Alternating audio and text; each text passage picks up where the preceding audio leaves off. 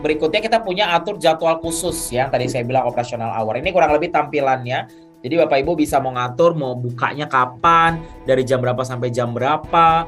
Terus habis itu atau mau ada jadwal khusus misalnya selama tanggal berapa sampai tanggal berapa itu hanya buka jam berapa atau mau buka 24 jam kayak gitu ya. Tips dari saya adalah pada saat ngatur jam buka, kemarin itu di beberapa webinar suka ada yang curhat, Mas, saya suka bingung gitu karena saya udah tutup gitu, saya tutup jam 10 restonya.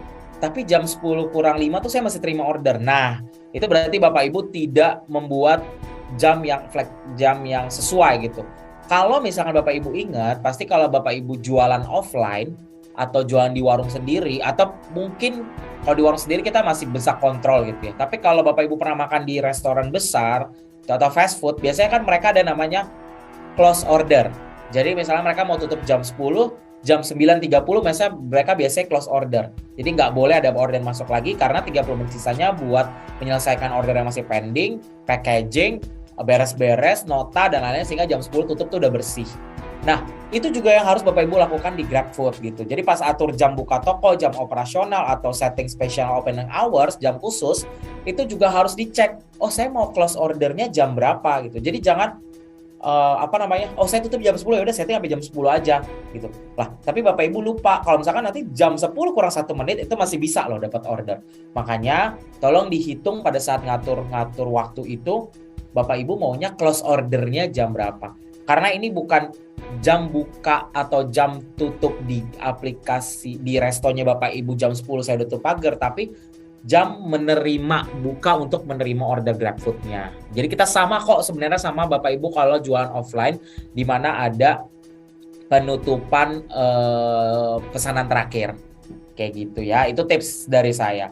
Terus yang berikutnya jaga kepercayaan pelanggan, aktifkan fitur sibuk. Nah, kita tuh punya waktu sibuk Bapak Ibu. Jadi kalau misalkan Bapak Ibu lagi sibuk-sibuknya terima order, itu bisa di-set waktunya sibuk gitu. Kenapa? Karena nanti kalau waktunya sibuk, kita akan kasih tahu ke pelanggan kalau orderannya dia itu butuh waktu persiapan lebih. Lebihnya berapa? 20 menit atau 10 menit atau 30 menit, itu tolong diinformasikan. Jadi kita memang harus benar-benar transparan ke customer. Jadi yang tadi saya bilang, Grab itu ekosistemnya memang transparan, maka kita juga berharap Bapak Ibu juga transparan dalam memberikan informasi makanannya itu kira-kira akan siap kapan. Gitu ya. Jadi jangan kita nggak ngatur gitu, kita normal-normal aja yang akhirnya membuat driver itu menunggu lama dan juga customer tuh nunggu lama gitu Bapak Ibu. Jadi memang benar-benar kita harus saling kerjasama ya. Kita udah kasih fitur mode sibuk ini, silahkan Bapak Ibu juga untuk memanfaatkan fitur mode sibuk ini.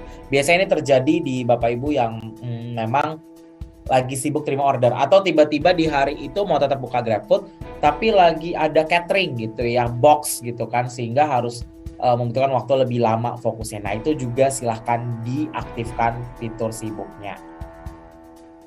Terus optimalkan karyawan. Kita punya fasilitas karyawan, Bapak Ibu bisa tambahin karyawannya dia sebagai manajer toko atau sebagai kasir. Nanti fitur-fitur transaksinya akan berbeda. Mungkin kalau kasir tuh hanya proses pemesanannya aja yang dia bisa fulfill, dia bisa ketik terima, siap, dan lain-lain.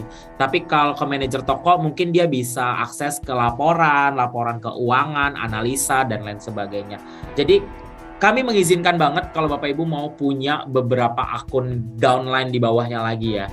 Tapi tolong di-set mana yang kasir, mana yang manajer toko. Karena saya juga takutnya nanti kalau misalkan sembarangan atau misalnya Bapak Ibu punya karyawan, terus karyawannya itu tiba-tiba pergi gitu kan, terus dia akunnya sebagai manajer toko, nanti dia bisa lihat laporan-laporan yang sebelum-sebelumnya kayak gitu. Jadi data privasinya juga kita bisa jaga kok antara si owner sama si kasirnya juga.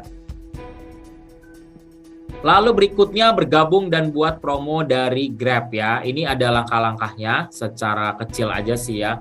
Gampang banget, jadi tinggal klik pemasaran. Lalu Bapak Ibu bisa akses untuk pemasarannya semua yang tadi udah saya jelaskan di materi-materi yang sebelumnya ya. Jadi benar-benar bisa Bapak Ibu langsung setting itu semua hanya di menu pemasaran aja. Lalu habis itu bagikan informasi toko. Nah, ini biar lebih dikenalin lagi, Bapak Ibu jangan lupa untuk bagikan informasi tokonya di Instagram, di WhatsApp, atau di email. Ini caranya gampang banget. Tinggal klik akun, lalu habis itu klik bagikan link toko Grab Anda. Di situ nanti Bapak Ibu bisa pilih mau WhatsApp, mau Instagram, atau mau email.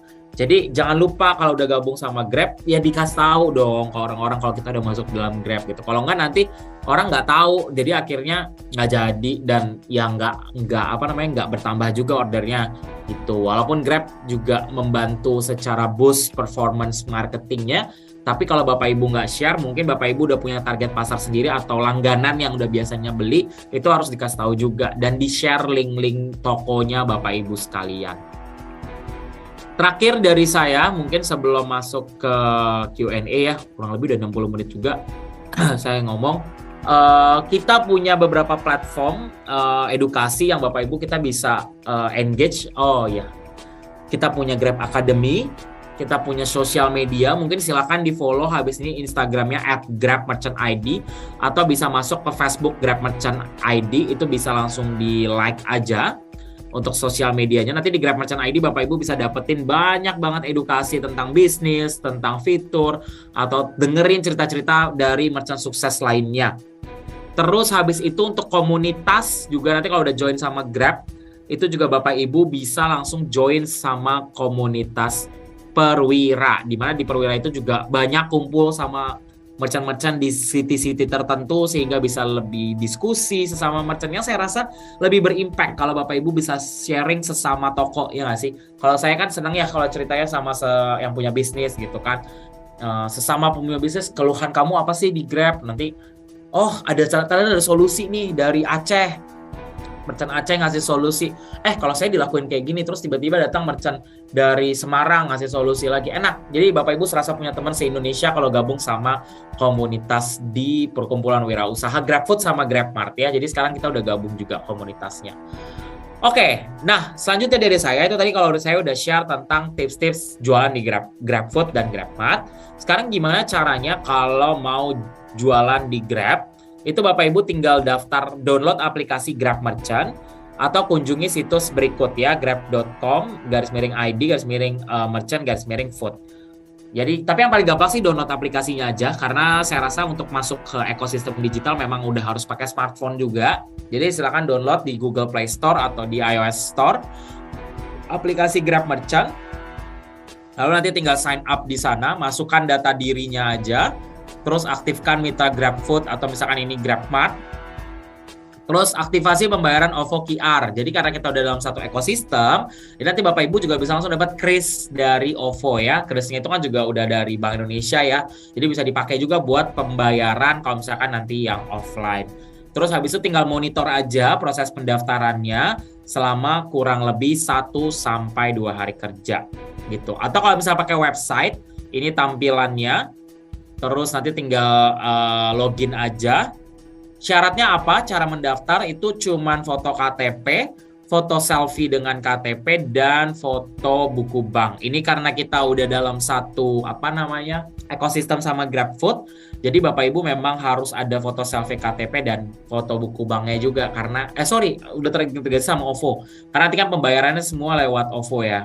Gitu. Terus kalau Bapak Ibu udah punya perusahaan, ternyata restorannya atau tokonya udah sebagai PT atau CV, nanti juga harus ada lampiran NPWP-nya juga. Kalau untuk yang perorangan itu juga bisa dilampirkan NPWP dan lapor pajaknya juga nanti setelah mendaftar gitu ya. Tapi untuk dokumen wajib pertamanya itu hanya KTP dan selfie KTP.